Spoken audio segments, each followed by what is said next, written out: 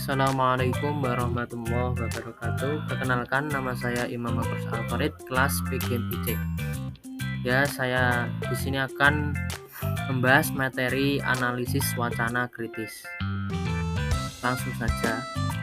Analisis wacana kritis merupakan salah satu metode yang dapat digunakan untuk menganalisis wacana baik lisan maupun tulisan. Menurut para pendahulu, bahasa sama halnya dengan analisis wacana. Namun dalam analisis wacana kritis tidak hanya aspek bahasa saja yang diteliti, namun termasuk pula konteks yang menyertai, mengutip apa yang dikemukakan oleh Farlog dan Wardop. Analisis wacana kritis dapat digunakan untuk menyelidiki bagaimana bahasa digunakan oleh kelompok sosial yang saling beratur, memperebutkan kekuasaan. Melalui analisis wacana kritis dapat dibongkar maksud-maksud tertentu dari sebuah wacana. Langsung, dalam beberapa tahun belakang ini, kata wacana sering sekali dibincang, baik dalam pernyataan secara lisan maupun tulisan. Sering sekali, yaitu biasanya kata ini muncul saat seorang memberikan pernyataan lisan tulisan sebagai tanggapan atas satu topik tertentu. Topik yang dimaksud tidak hanya berkaitan pada satu bidang tertentu, tapi juga dalam hampir banyak bidang seperti politik, sosial, budaya, seni, dan lain sebagainya. Berikut ini adalah beberapa pengertian dari wacana yang dikutip dari buku analisis wacana. 1. Komunikasi verbal, ucapan, percakapan. 2. Sebuah perilaku formal dari subjek dalam ucapan atau lisan. 3.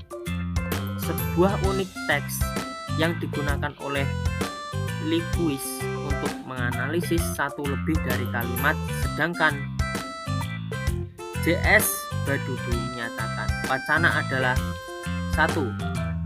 Rentetan kalimat yang berkaitan yang berhubungan proposisi yang satu proposisinya yang lainnya membentuk satu kesatuan hingga terbentuklah makna yang serasi di antara kalimat-kalimat itu. 2. Kesatuan bahasa terlengkap dan tertinggi atau terbesar di atas kalimat atau klausa dengan koherensi dan koherensi yang tinggi, yang kesinambungan, yang mampu mempunyai awal dan akhir yang nyata, disampaikan secara lisan dan tertulis. Pengertian wacana diungkapkan pula pada tulisan untuk Yuwono dalam buku Pesona Bahasa, yaitu kesatuan makna atau sematis antar bagian di dalam suatu bangunan bahasa. Pengertian yang lebih sederhana mengenai wacana diungkapkan oleh Lul seperti dikutip dalam buku analisis teks media, yang berarti cara objek atau ide diperbincangkan secara terbuka kepada publik sehingga menimbulkan pemahaman yang tertentu yang tersebar luas.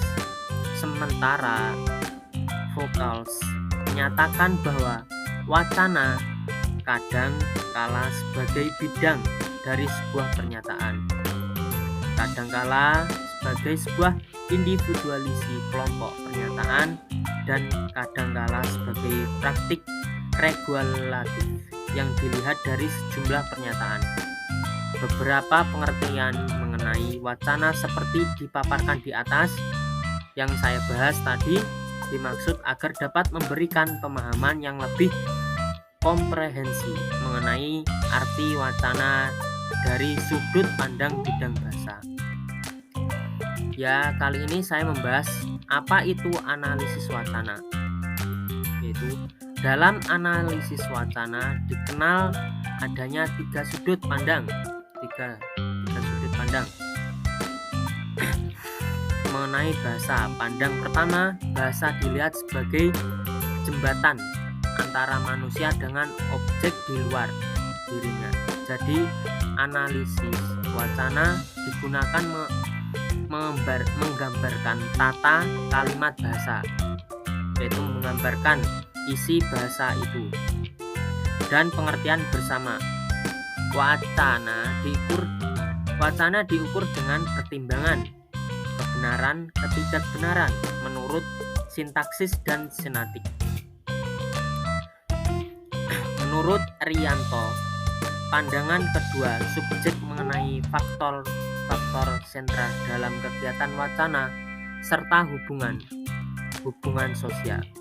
Jadi analisis wacana dimaksudkan sebagai suatu analisis untuk membongkar maksud atau makna tertentu.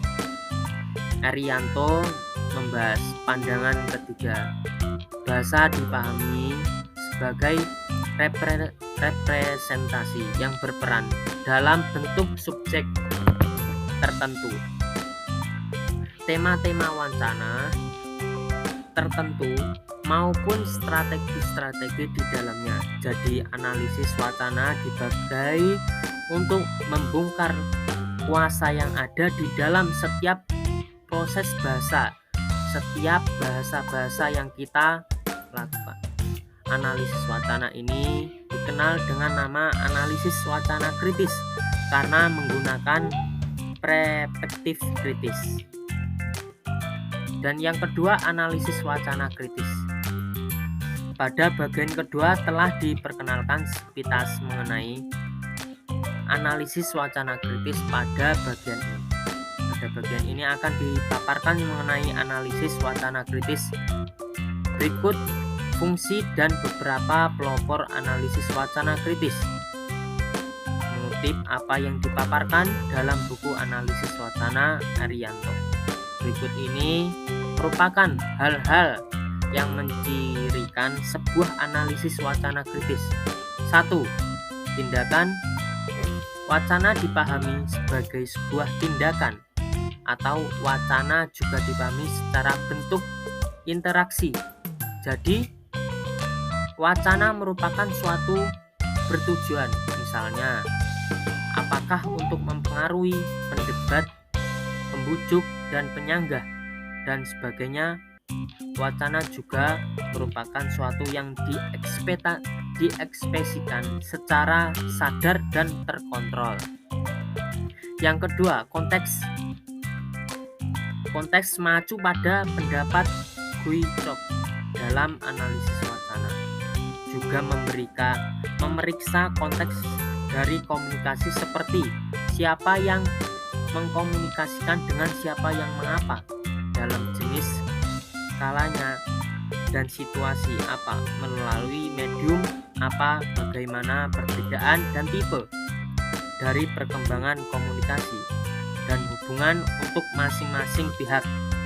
Sehubungan dengan konteks dalam wacana, Fillmore mengungkapkan betapa pentingnya peran konteks untuk menentukan makna suatu ujaran. Bila konteks berubah, maka berubah pula maknanya. Sementara itu, Syafi'i memberikan pendapat membedakan konteks dalam pemakaian bahasa menjadi 4 macam. 1. Konteks fisik yang meliputi tempat kejadian. Pemakaian bahasa dalam suatu komunikasi. Objek yang disajikan dalam peristiwa komunikasi itu dan tidak atau perilaku dari peran-peran dalam komunikasi itu. 2. Konteks epistemis atau latar belakang pengetahuan yang sama-sama diketahui oleh pembicara maupun pendengar. 3. Konteks linguistik yang terdiri dari kalimat-kalimat atau tutur-tuturan yang mendahului satu kalimat atau turun tertentu dalam peristiwa komunikasi. Dan 4. Konteks sosial, yaitu relasi sosial dan latar setting yang melengkapi hubungan antara pembicara atau dalam kurung penutur dengan pendengar. 3. Historis yaitu untuk dapat memahami suatu wacana teks, maka dapat dilakukan dengan cara memberikan konteks wacana historis di mana teks itu diciptakan oleh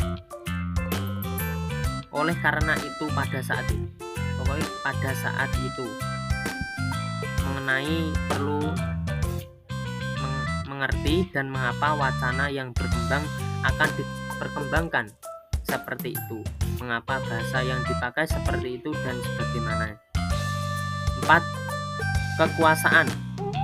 Semua wacana yang muncul dalam bentuk teks, percakapan atau maupun di bidang sebagai bentuk pertarungan kekuasaan.